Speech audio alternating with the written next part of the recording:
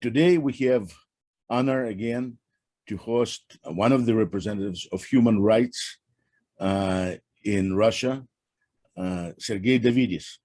He is a member of the ruling council of Memorial, organization that we're going to be talking about now. And he is also in charge or leading person in that organization that takes care of the issues of political prisoners. Sergei, welcome. Thank you. Glad to meet you. Right now, what I'm going to do, I'm going to read a few paragraphs from British Guardian about the event that took place recently in Moscow. And then I'm going to ask you to comment about it, because that is a very strange and very unwelcome development as far as I'm concerned. Here it is, an article by Andrew Roth from Moscow. Russia's Supreme Court has ordered the closure of Memorial International, the country's oldest human rights group, in a watershed moment in Vladimir Putin's crackdown on independent thought. The court ruled Memorial must be closed under Russia's controversial foreign agent legislation, which has targeted dozens of NGOs and media outlets seen as critical of the government. Memorial was founded in late 1980s to document political repressions carried out under the Soviet Union, building a database of victims of the Great Terror and Gulag camps. Memorial Human Rights Center, a sister organization that campaigns for the rights of political prisoners and other causes, is also facing liquidation for, quotes, justifying terrorism and extremism, unquotes. Sergei, what is the status of your organization at this moment? Actually, the article you mentioned describes a situation which took place 28th of December, when International Memorial was already closed and our Human Rights Center has not been yet. But now, and it happened the 29th of December, Moscow City Court also ruled to close Human Rights Center Memorial. There are two legal entities which were demanded to be closed by different courts, and both the courts decided to close our organizations, but these decisions did not come into force, and for sure we will appeal, and we have a month for this action. After that, there will be a period of consideration of our appeals. So formally, after the upper level court accepts the decision of the first level courts, this decision should come into the force, and formally our organizations will be liquidated, and liquidation commissions will organize the procedure. But European Court provided us with Rule 39, so-called Rule 39 of its procedure, and demanded that Russian state doesn't liquidate our organizations until European Court considers common appeal of more than a dozen of Russian NGOs filed to this court, I think 7 or 8 years ago. Appeal deals with this legislation, with this foreign agent legislation, and its application to our organizations. So it means that at this particular moment, two of your organizations continue to function, right? Actually, they do. They do, yes. Okay, and you have bank accounts that are not closed, and you have your place that is until the decision comes into force, we will keep our office, we will keep our bank accounts, but unfortunately we foresee that our appeals will make no effect, and if the state decided to close our organizations, it will close our organizations. We cannot be sure that our state is going to respect demands of European Court of Human Rights. So unfortunately, in spite of the fact that formally we are still alive, our activity faces a lot of obstacles, because we should foresee that by the moment of our liquidation, everything must be ready for that. Memorial is the main human rights organization in Russia.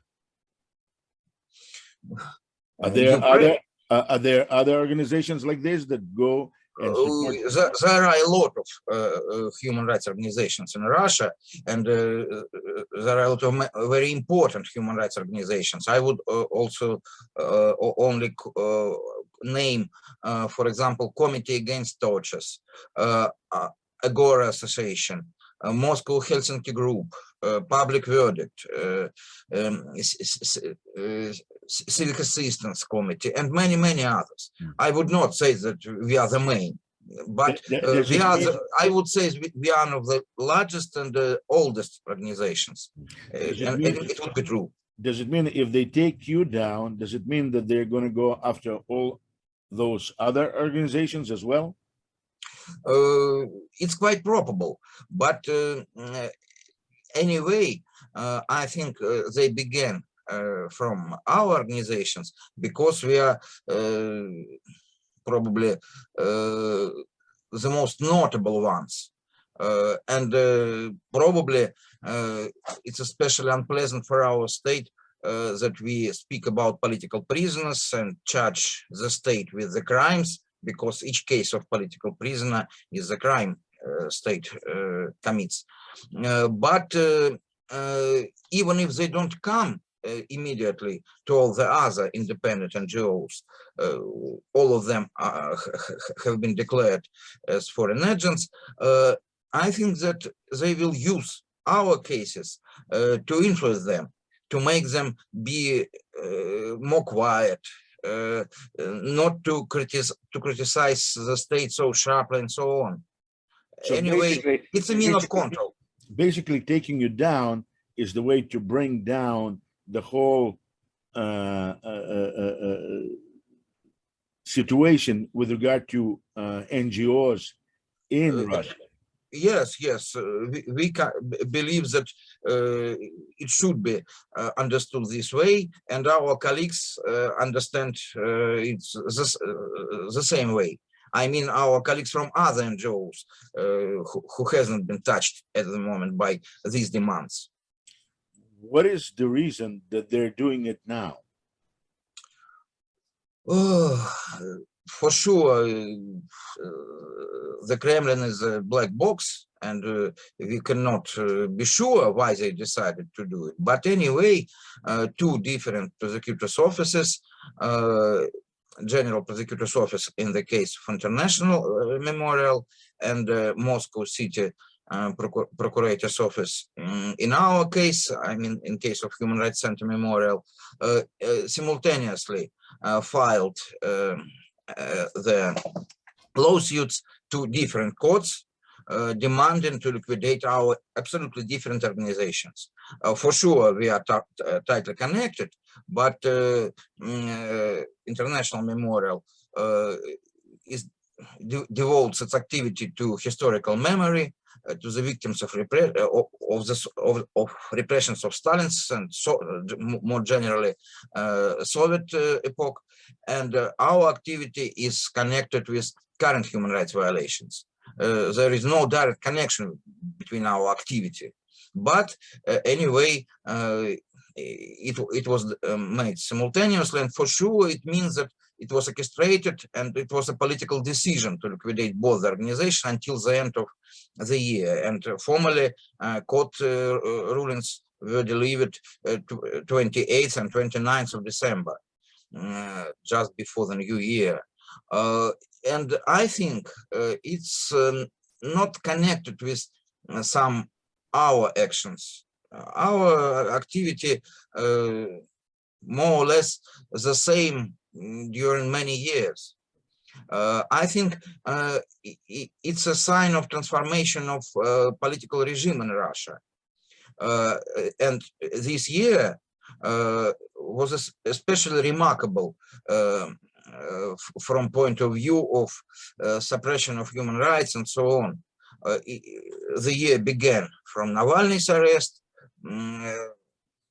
and after that, thousands were arrested, and it was unprecedented.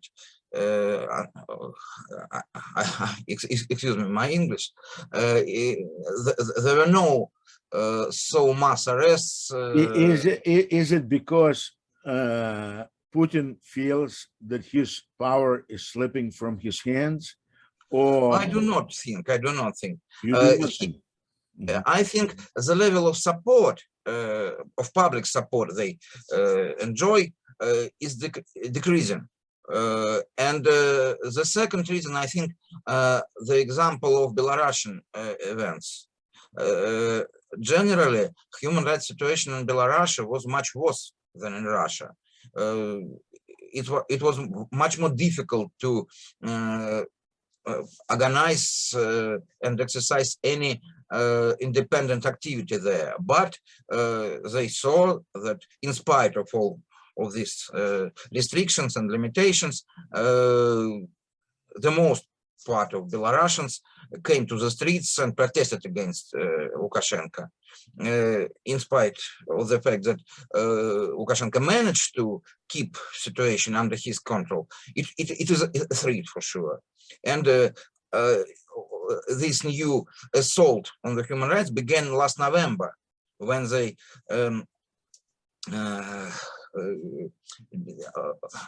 introduced the first pack of new restrictive legislation to State Duma, and it was very soon after Belarusian events.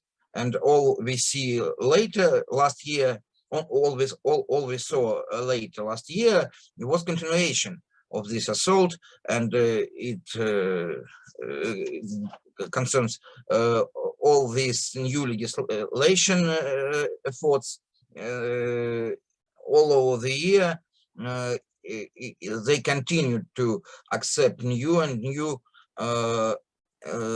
repressive legislation, and I think it is excessive for their current proposals. They can easily keep their power without these efforts, and for sure they do not need to shut down our organizations to keep Putin in office and to keep his regime. I think it's an internal evolution of this repressive machine. They cannot go back. They should go forward and provide new and new repressions and restrict more and more human rights and possibilities. So you're saying this is just what is happening with your organization, and the laws that were passed in November, they're just part of intensifying the authoritarian regime in Russia. Yes. Probably it is connected with the fact that they foresee some problems in future. But now situation doesn't demand them to act so cruelly. Is it because they foresee problems in the future, or because there's a rising tide of the right-wing Russian fascist national Bolshevik sentiment? I think that they can foresee some difficulties in future and make preparations for these events. And there is internal evolution of repressive machine itself. It's natural logic, I would say. And this regime natural logic, I would hope, I would have hoped that the natural logic in Russia would be toward greater democracy, toward greater openness, toward greater freedom, toward greater possibility for people to make something of themselves? For sure. It's natural logic of development of our country as European country with rather educated people and so on. But now we have a dictatorship, I would say, a repressive regime, and it has its internal logic. Inside this logic, inside this regime, they should keep more and more repressive. They can stop, and sometimes there are no reasonable explanation, clear explanation why they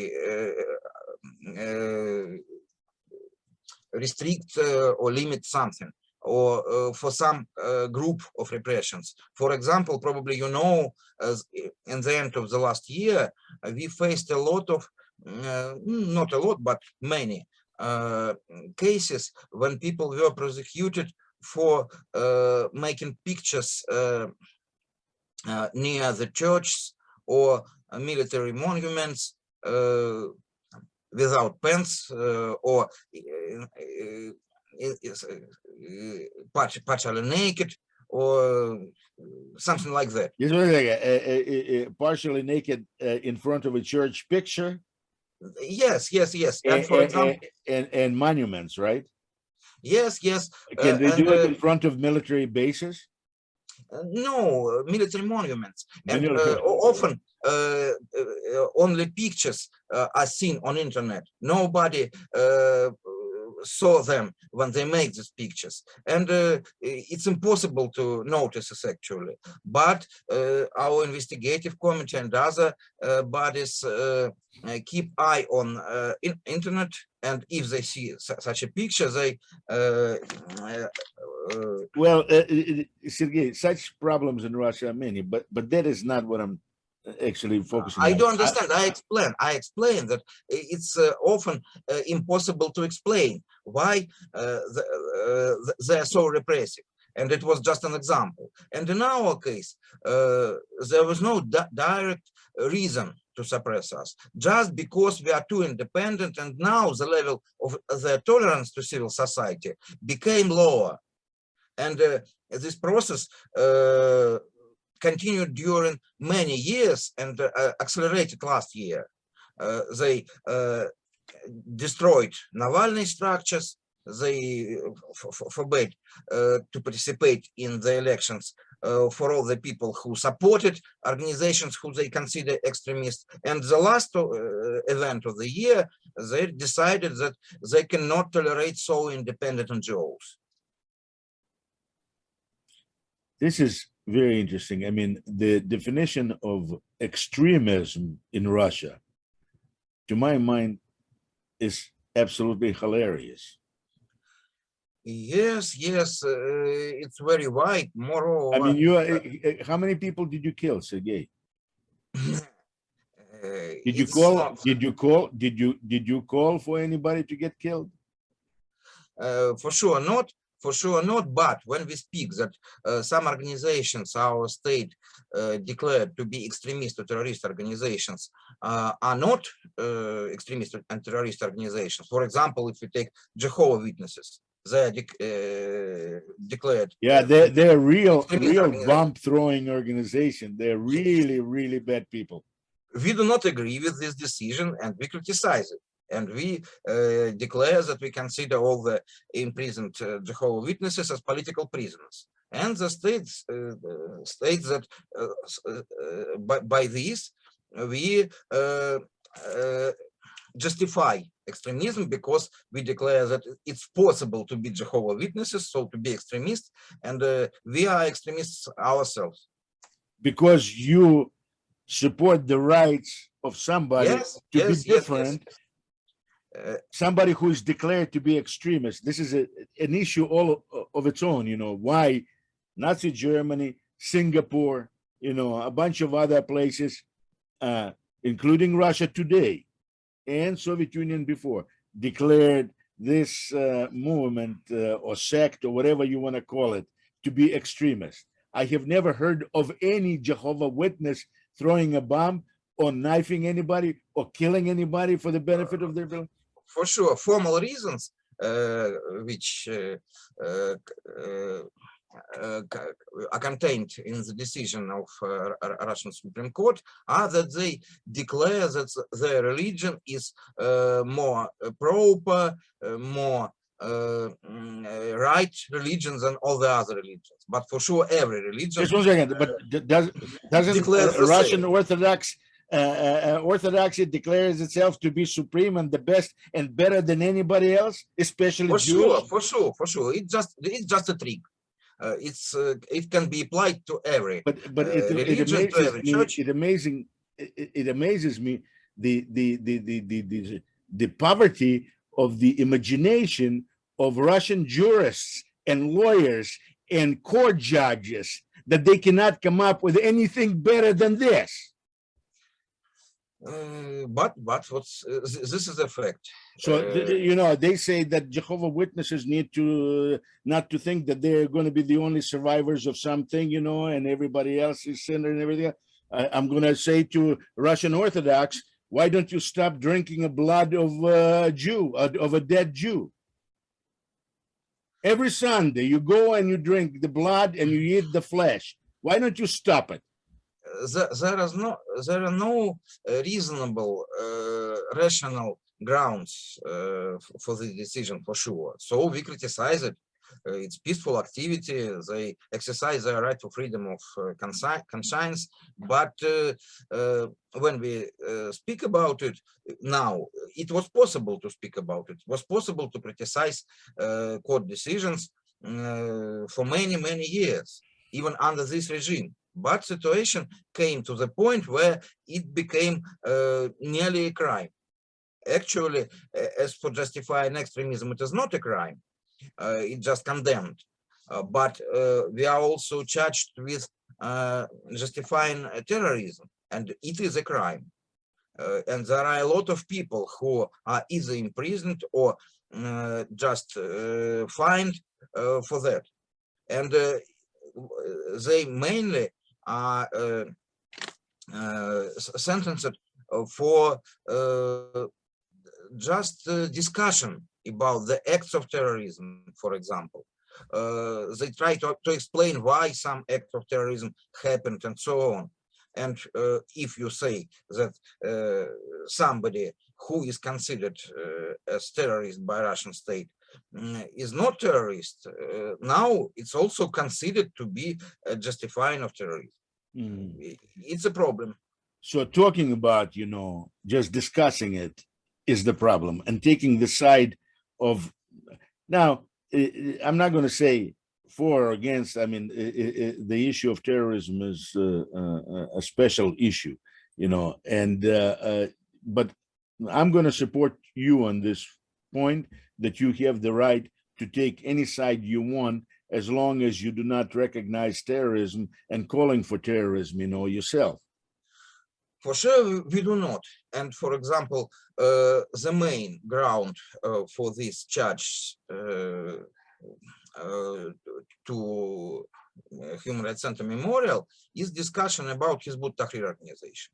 It's legal both in United States and in Europe. It's only forbidden in Germany, and not as terrorist organization, but because of other reasons. And there is a problem of Crimean Tatars who are prosecuted, been charged with participation as Hizbut Tahrir party. Meanwhile, in Ukraine, this organization is also legal. And there are no grounds. Also illegal? Legal. Okay. Legal, yes. And people who lived in occupied Crimea became criminals just because of occupation. But we have a lot of people who are sentenced up to 25 or even 29 years. Sergei, I want to ask you a question. If they close memorial, in my mind, it's going to produce a horrific effect of explosion. I mean, I cannot see memorial being closed, because if memorial is closed, it's a big mark in history of political development of Russia, and not in a good way. I mean, and Russia was having thousands of nuclear bombs, and being a repressive dictatorial regime is just a threat to the world everywhere. I can not agree with you for sure. It's a problem, and the less democracy we have inside country, the higher level of threat for all the world takes place. Because when all the independent voices are suppressed inside the country, it makes much more simple any aggressive actions for Putin and the Kremlin generally. Yes, you are right. You know, I want to switch topic a little bit to what is of interest to me, and that is the future of Russia as a society. You know, I have to say that all these years after 1991, I've supported Yeltsin and Putin, not because I agree with what they were doing, but because I see that there is no alternative to them, at least as far as I'm concerned. I mean, like, for example, right now in Russia, when I do see different political divisions, you know, I see liberals very weak, and the growing power of the Russian nationalists, whatever the hue of that nationalism is. And what I see Putin represents at this moment is basically a holding action. I do not see Putin as my favorite guy, but he's been, as far as I'm concerned, for many years, he's been okay. He's been, you know, it could be much worse. But on the other hand, I see that all these changes for the last few years are going in the wrong direction, and I don't think he's going to be able to jump off the tiger as the tiger is moving. Actually, I do not agree with you. Okay. I think that there are a lot of different forces and talented people and politically talented people in Russia, but Putin's regime, step by step, eliminated all the possibilities for political competition, all the possibilities for elections participation. Let me ask you a question. Let's say that there would be free election today in Russia, absolutely free, without interference by Putin or anybody else. Who do you think would win? We cannot consider it this way. We should have free media. We should have people should exercise their right for assembly, because without it, I personally twice have tried to organize political party. I participated in this activity, and we were not allowed. We have I mean, there's, let's imagine, there's no breaks, there's no stops. Anybody can say, publish, organize, associate in peaceful way, in any possible way they want. Who would win?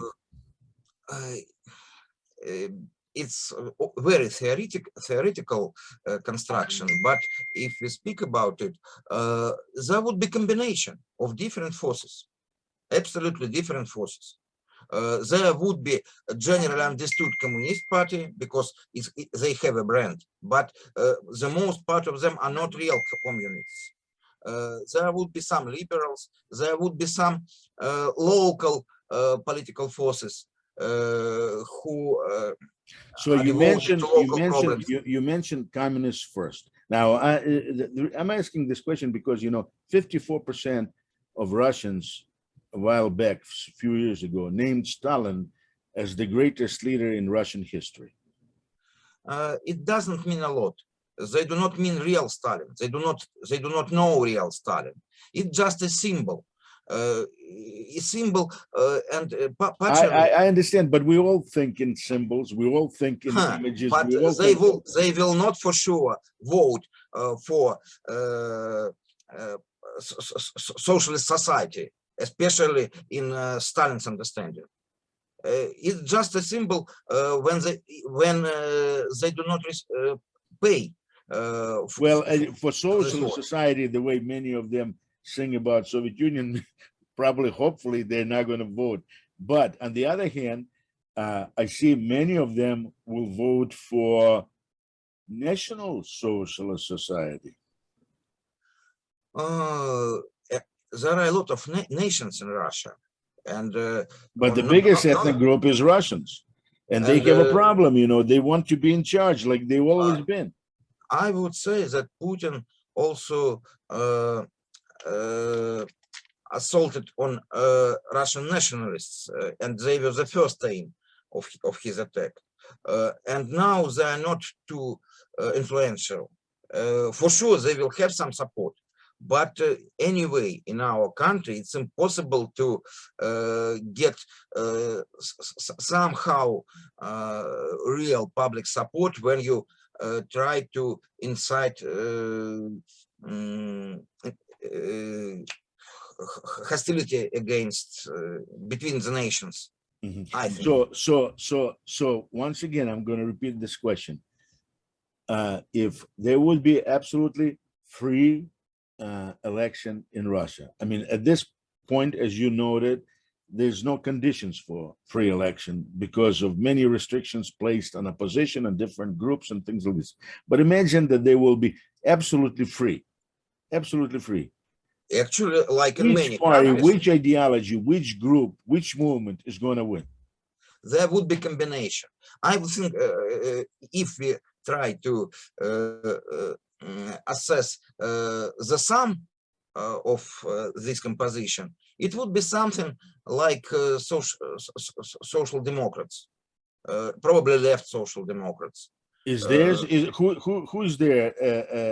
Which political party is there? Small, big, large? You mean Yabloko or whatever? We do not have political parties actually. We do not have independent political parties. So when we speak about theoretical possibility, we should speak about actual public demands, about the ideas we see in the society. And we see Navalny, we see Yablok, yes, but it's rather weak. But we see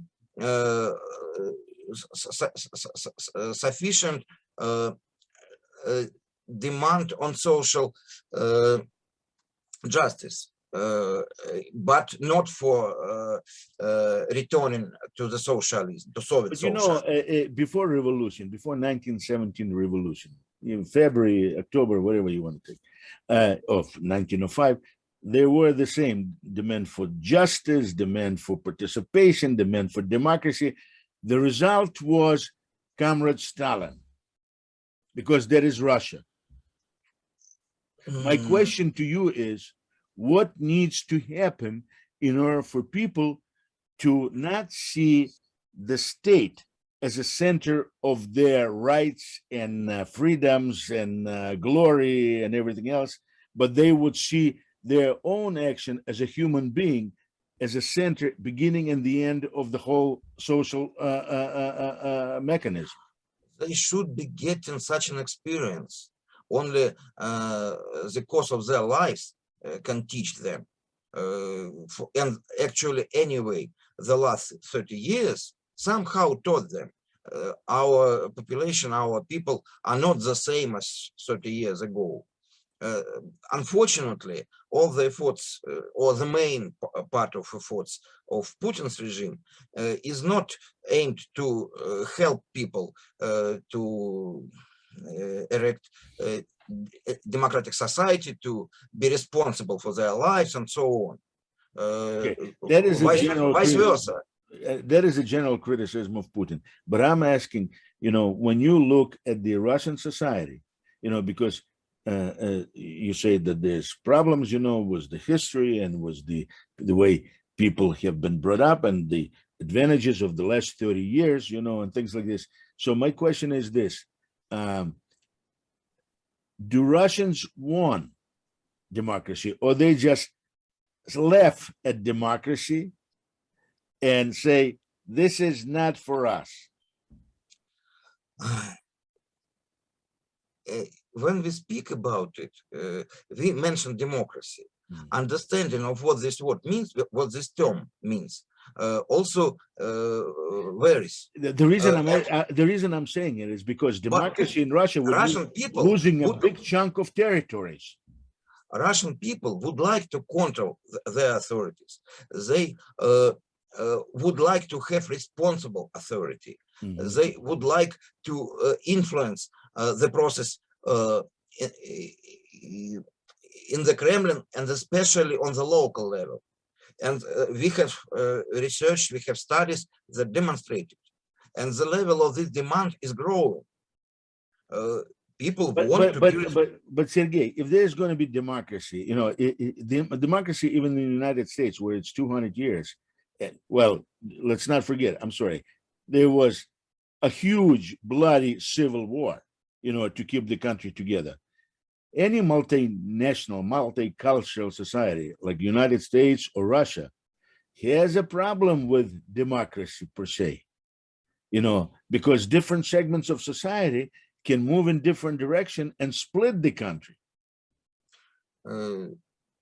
We cannot be sure that our country will be the same from the point of view of territory and combination of subjects of federation as it is now. But I do not think that it's our main aim to keep all this territory as a whole forever. The main aim of the state to make people satisfied with their life, if not to speak, to be happy.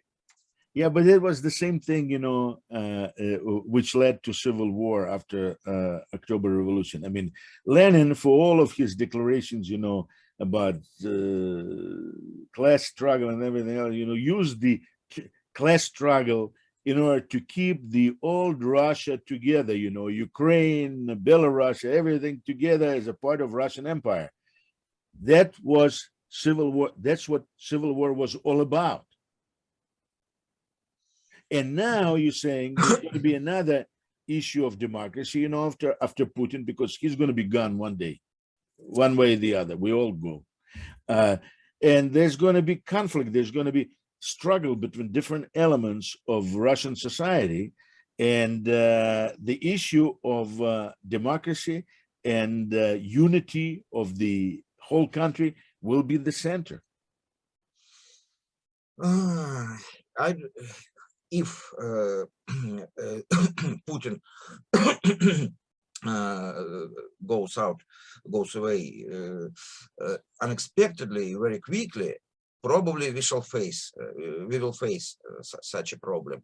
But now, and the heavier our situation, the more probable such a development. But now it seems so that it's also possible that we will have a kind of evolution after Putin, rather slow evolution to other conditions of political and social life. And then probably it will be possible to combine some interests and to decide all these contradictions peacefully. But for sure, we have Chechnya in our country. It's such regime we have in Chechnya is impossible in any democratic country. So either we shall have to change Chechnya, or we shall have to somehow make them independent. And once Chechnya goes, that it becomes even more gangsterly, more bandit-like regime, you know. Many other parts of Russia are going to start slipping, you know, even those parts of Russia where ethnic Russians dominate. They may decide, we want to keep oil, or we want to keep gold, or we want to do this, or we want to do, why do we share? Actually, you exactly repeat what Putin says. He says I'm that, sorry, I said, you know, that Putin is, in my mind. He said he declared that he has saved Russia from disappearance in 90s, after 90s, and that it is a main threat for us. But I would say that I do not think that there is real request from our people to divide our country, and for sure, anyway, in so huge country, we shall have to have rather strong state, rather strong state machine, central authorities and so on. And the third point I have already mentioned is that we cannot consider that keeping this country whole from Kamchatka to Kaliningrad and from Northern Ocean to Chechnya is our main aim. Anyway, probably Russia. Sergei, I agree with you that that should not be, you know. But on the other hand, this is just look at this. There's a lot of Russians that now want not simply keeping Russia whole, they want once again expand Russia. I mean, they see, you know, like what's her name, Zhana, that sings about, you know, Kulikova Pole, Zhana Probably Bichevskaya. Yes. Bichevskaya. Yeah. She keeps on talking about Constantinople and Jerusalem. There is no real request. No. What about Ukraine? What about Ukraine? There is no real request. People do not want to have war with Ukraine. They were glad to get the Crimea because they believed that it cost nothing for them, and at least a sufficient part of Crimean population actually really wanted to join Russia. And Crimea itself is a special place. It's a kind of old dream and so on. But even if we speak about Donbass and Lugansk and Приднестровье, Ossetia, Abkhazia, people do not care and are not ready to pay for these pieces of land. And widely spread demand is stop paying so attention to foreign policy, to your wars and so on. Pay attention to our roads, to our hospitals and so on. I do not see, and studies do not show, that there is a real request for territorial expansion. Okay. Putin declares that Putin's propaganda try to demonstrate that there is a real aim of Russian state, because they should demonstrate that Putin's regime exists not just for itself, but for some ideological reasons. For greater goal. Yes, it's one of the pillars. Our heritage and so on, and the other pillar is so-called traditional values. And but there's also a real problem for Putin, for example, with Ukraine. I mean, Ukraine, for all its problems, to me looks like a truly free and democratic society, at least somehow. At this point. At least at this point. I'm not talking about Crimea. I do believe that Crimea belongs to Russia, because without Crimea, Russia is not going to be superpower. There's going to be problems. But that is neither here nor there. But Ukraine, you know, I actually like what I see, although there are problems also, you know, and gathering all kinds of, when they try to define what it means to be Ukrainian, they have a great difficulty, and that could cause all kinds of problems in the future. But on the other hand, you know, for Putin, Ukraine is a big problem, because people like you in Moscow say, comrade or sir or Mr. whatever Putin, why can't we have elections like they have it in Ukraine?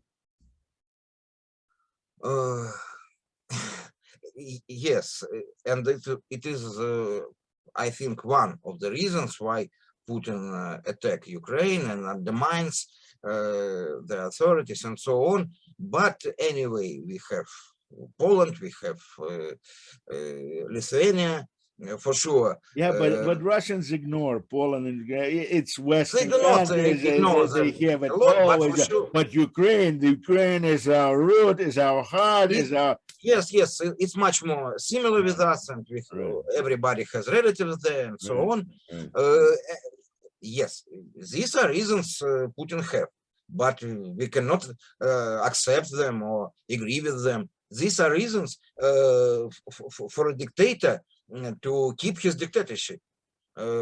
And he needs to undermine Ukraine because of his desire to keep Russia as He wants his Ukraine to be like Saddam forever. Belarus, at best, to be like Belarus, to have Lukashenko, Ukrainian Lukashenko there, But in any case,